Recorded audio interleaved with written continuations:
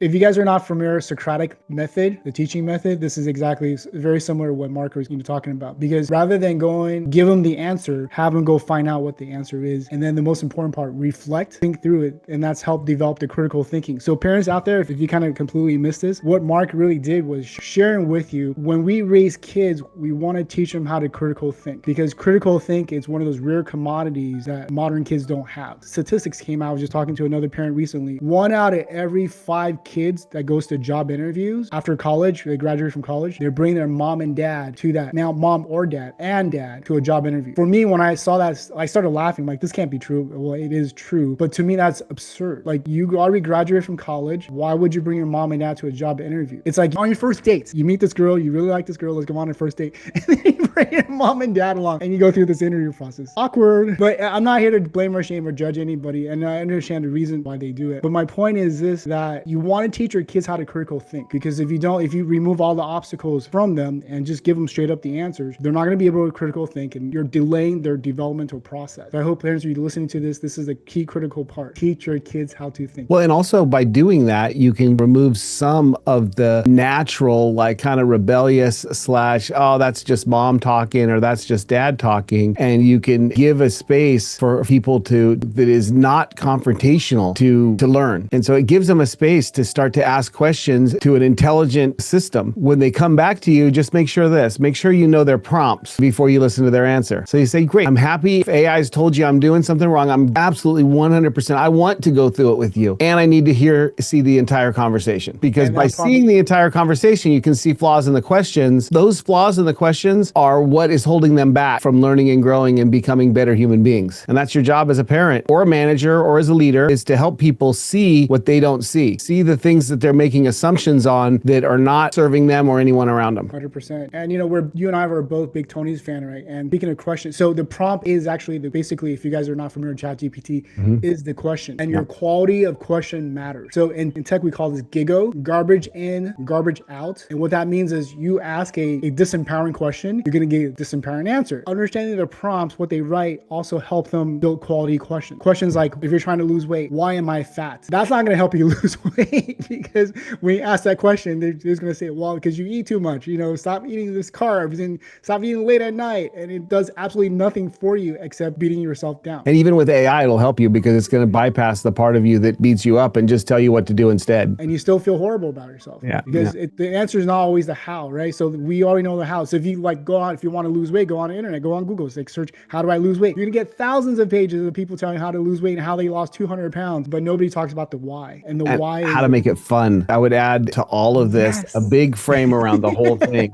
How do we make all of this fun and playful? Because people learn better and they learn more and they learn easier, and you get a better quality of life if you make it fun to learn. And AI is a magical place for that, because it can take away a lot of the charges that are interpersonal, especially when you're talking about a parent that has to set rules, and a child or a manager or leader in any way, shape, or form who has to set rules. If the rules become explained, lots of times you're tired, you've had a long day, and you don't want to explain why something happens, because you have to think yourself why. You know that what needs to be told or talked about, but you don't know the why. So you could just ask the AI, I want to make sure my kid knows not to do these things, and I need a short, clean version that they're going to understand so they know why I'm saying this. Because we have to explain why, or the kid just thinks it's just a nonsense rule you made up, and that doesn't just apply to kids, it applies to spouses and everybody else in your life. And so having a short and concise and clean and factual, really good why for things can be very persuasive and very helpful. I'll just say that. And AI can do that also. Absolutely. And add fun element into it, right? How do we make this even more fun? And that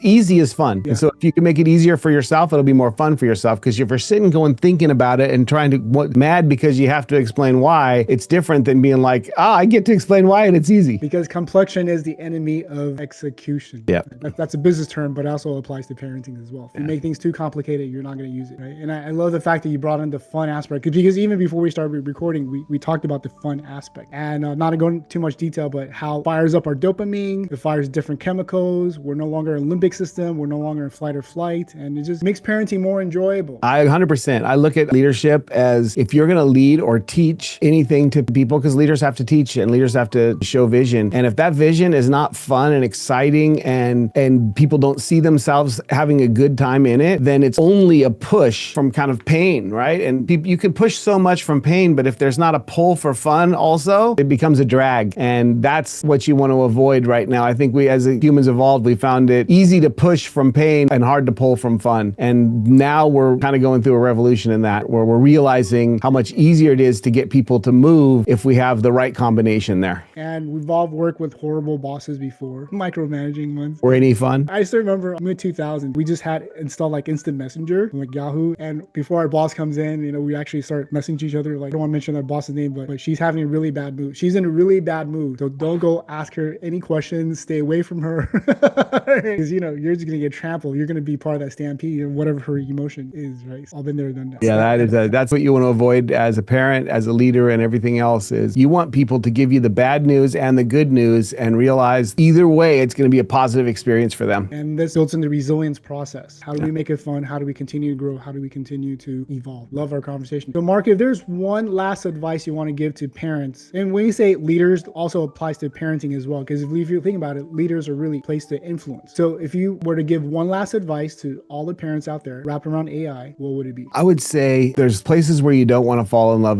with technology because you can go down a rabbit hole that's nonsense, like attention merchants like Facebook and Twitter and all that stuff, or X now. But in this space, fall in love with what it can do for you. Let AI solve problems for you and look at AI as maybe the first resource when you come up with something that you're struggling with. Just ask questions, and when you get the answers and you don't like the answer, then look at your question instead of thinking the AI did it wrong, because most likely your question is the problem. And most likely your shift that's going to improve the quality of your life or the person that you're working with is in the question that you're asking or the question they're asking, because your brain is an incredibly powerful thing. But if you ask it the wrong questions, it's going to send you in the wrong direction. It's that giggle that we talked about, garbage in, garbage out, right? Or PEBCAC. I used to call it PEBCAC. The problem exists between the keyboard and the chair. When you say PEBCAC to somebody, they're like, what is that? And you spell it out. Can I throw in another fun idiom in there? Yeah, what's that? It's called the ID10T error. I love that one too.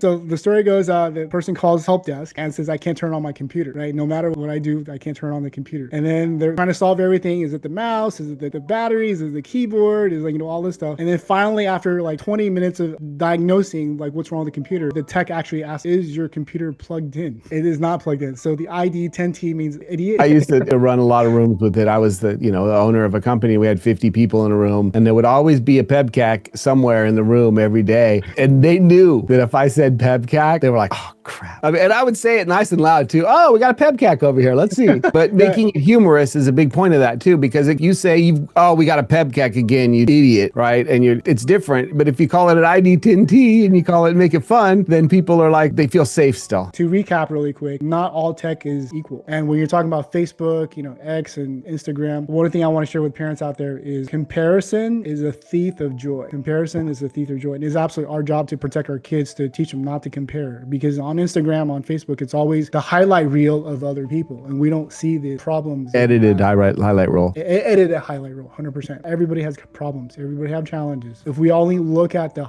edited highlight reel, we always think their life is perfect and ours is not. And this is where kids get into trouble. Thank you so much, Mark. I appreciate your time. It's an honor and a privilege to have you on our podcast.